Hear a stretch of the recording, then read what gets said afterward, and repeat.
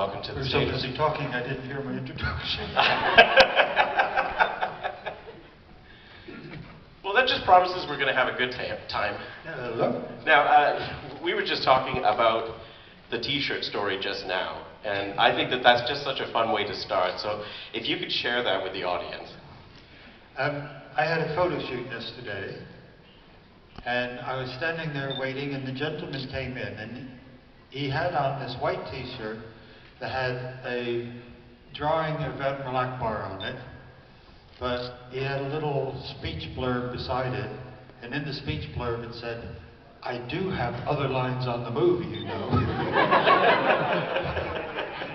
And I just burst out laughing, and I said, "Where did you get that T-shirt? That's my T-shirt. I gotta get one like that." And he proceeded to take it off and give it to me. I'd like to point out he had another T-shirt on. I wasn't exposing him to the world by doing this, but it was very. I have so many things from different conventions that fans have given me. I'm always amazed by the generosity of fans. So. That's right, we were talking about that earlier. Apparently your entire garage, or you have a small place and you're just bursting at the seams. What are some of the things that people have given you over the years? Yes, I live in a very small terrace property over in England. And if I were to try to display everything that had been given to me over the years, I would have no place to live in my own house. But I felt bad about the fact that it was all basically like sitting in boxes in the loft. So on my website, ADMIRAL.co.uk. That's a good plug. It's supposed to say my Star Wars collection, but I didn't get a very good web designer guy to do it, so it just says my collection.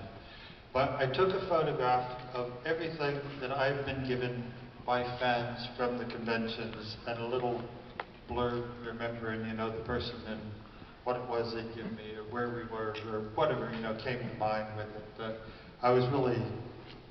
It worked out pretty good, because it allows me to show people my collection.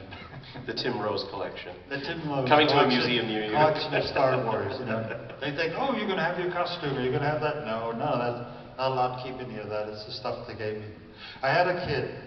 He came up to the table, and especially like big celebration where things are going along at a pretty fast pace. A toy comes in. What do you want? You want your name on this? And, no, that's for you. And I said, what? And I looked down at it, and he had taken one of the AKBAR toys, but he'd taken its head off, and he'd sculpted my head and put it onto the body, and then he'd done a little sculpture of Salacious Crumb and put it on my arm.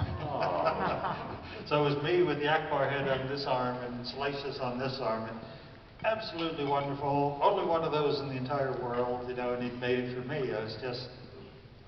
That's such a testament of love. And did you ever foresee that Admiral AKBAR would have that level of enduring appeal to the fans? I mean, that's gotta make you feel great. No, because there was a long period in between there after the movie. I came to the world of conventions quite late. And I was living in England, and this guy started contacting me. He said, oh, I have a autograph collectors event in Basildon, and we'd like you to come to it. And why? Well, so that you can sign your autograph and pictures and things. I said, why? Well, people collect them. Do they really? And of course, the first thing I thought of then was I'd seen this movie, Galaxy Quest. So I thought, oh God, I go to one of these conventions and they're all going to be like these guys in Galaxy Quest. So, between that and not really knowing what was going on with any of it, I held off. But then when I started doing them and got to meet the fans, the real fans, and not the crazy ones from Galaxy Quest, I just absolutely loved it. So. Well, that's great. I'm glad that you're enjoying the experience, and I know that we're all enjoying having you here. And look at me, give it up. Yeah. So even Wally is over there. You want to know where Wally is? He's third row from the back, over on the right. Okay. We found him. Do you want to take us back to the start of your career? How did you get into puppeteering? Oh, we're going to play a mental video montage right now. I always claimed that I didn't get into puppeteering until university, but like all of these things, when my local newspaper in upstate New York had written this in when they're doing an interview with me and that. And of course, my second grade school teacher has to show up with the photograph of the puppet show I'd done in second grade. So, make a liar out of me, why don't you? But I hadn't really, I certainly hadn't thought of it as a career. And while I was at university trying to decide what I wanted to be when I grew up, I knew I enjoyed doing graphics, I really enjoyed sculpting and doing drawings. I enjoyed writing things, poems, song lyrics, all that sort of thing. But I always felt like I was going to have to decide which one of these things I wanted to do when I grew up and have to give something away in order to have my career as an adult. And the university started doing Renaissance fairs. Oh. And it was the first one that they'd done. And we all had a little job. I actually played God in the video. Okay, I'm going to split sideways here. I was playing God in Noah Before the Deluge. So we're out in the field. We're up on a wagon, a hay wagon and everything, and they built a little set on the back of it.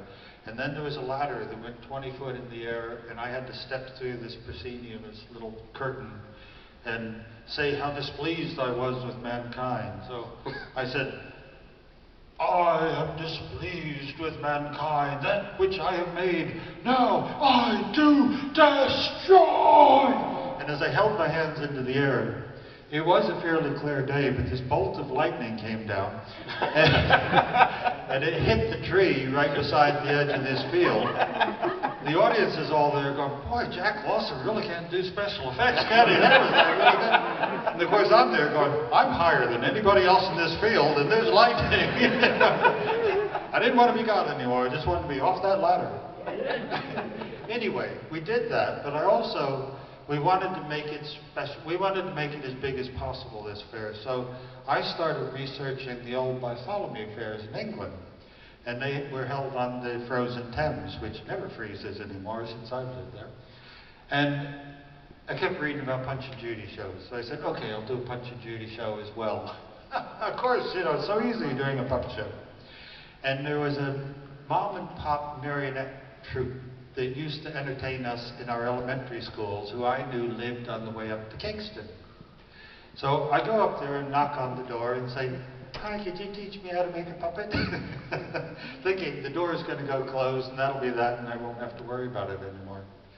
And they opened the door and invited me in, and they took me downstairs to the cellar, and they had been doing puppets since the late 20s and vaudeville era, and there were hundreds of gorgeous artistic creations all in plastic bags all the way around the walls of their workshop.